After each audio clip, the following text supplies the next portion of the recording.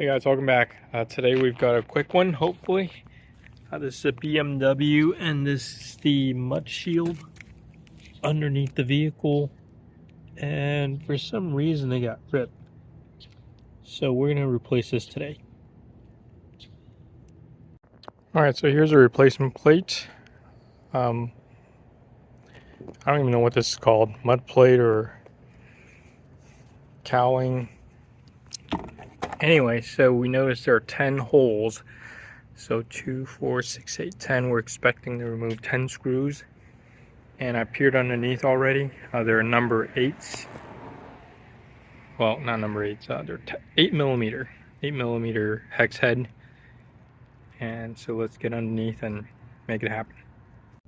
Alright, it's starting to rain, so we're going to just blow through this.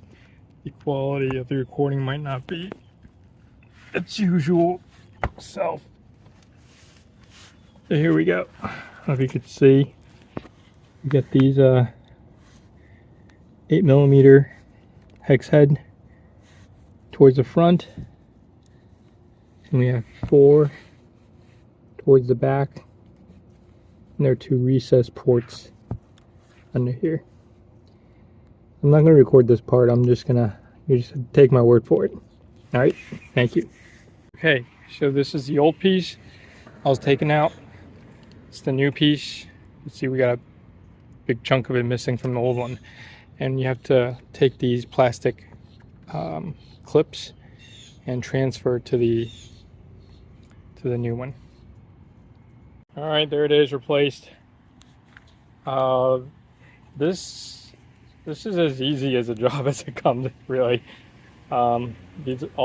These are all the tools you see you're going to need to replace this part. So, you know, I think the dealership wanted to charge an arm and a leg for it, but if you don't feel like paying whatever is being asked, this is what it takes. Good luck.